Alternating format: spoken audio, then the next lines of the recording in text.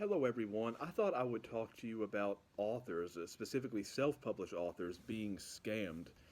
Now, one of the downsides to being a self published author is that most self published authors don't have agents. Therefore, anytime a business proposition is offered to them, they have to do it on their own. But of course, most self published authors don't have a lot of legal expertise, so many worry about being scammed and being conned. It is a legitimate concern.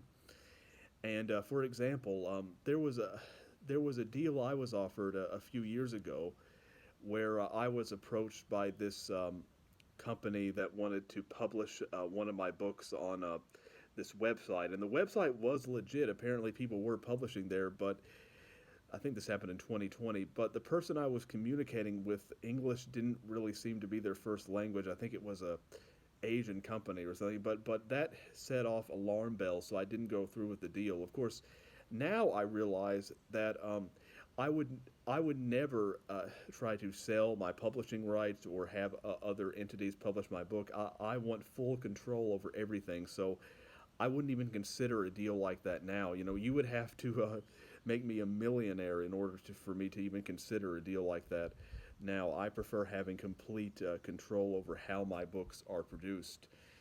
But if you want to make some kind of business deal with an author, if an author is reluctant, it's not because they are necessarily a stick in the mud. They're just concerned about being conned or taken advantage of, which does happen quite a lot. And that's which is why if you want to make some kind of deal with an author, it's always good to show you're legit by having posts of your own, by having, if you want to collaborate with an author, having videos of your own, so the author can know that you are more legitimate and you're not just some faceless name.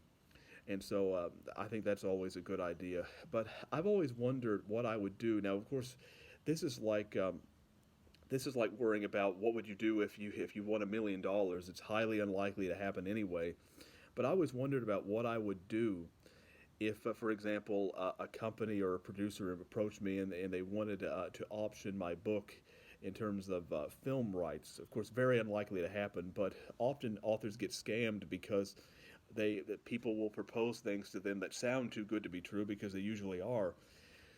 It would really depend. Like I do think that I would only consider it if this was a film company or a producer who had produced other films. They're people that I can look up. I can see what they produced. What they've done. And even then, before I would sign any kind of contract, I would have to have some kind of legal counsel. I don't have an agent, but I would have to have a lawyer look over it or something like that.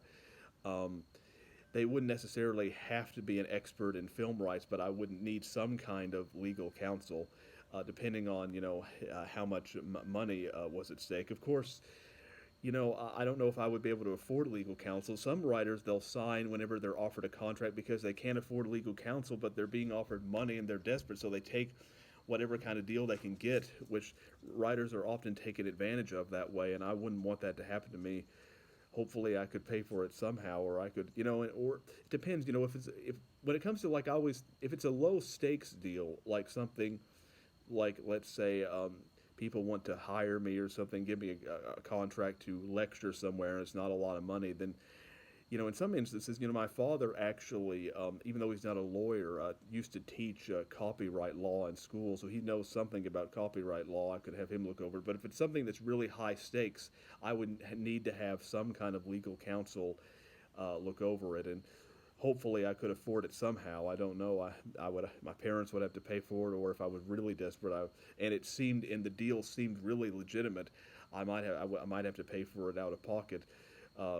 Who knows? I mean, I of course would be very broke afterwards, but again, this is some hypothetical scenario. But I always think, but I do think it's a good idea that if you're a self-published author, to always make sure that if you're gonna make some kind of deal because you don't have an agent, that you always have some kind of legal counsel before you make any kind of deal, because the risks are just too high. And there are some authors who had agents who still got screwed over by film studios when they were making deals. So it's very tricky, because on one hand you don't want to be scanned or conned, but on the other hand you don't want to pass up legitimate opportunities.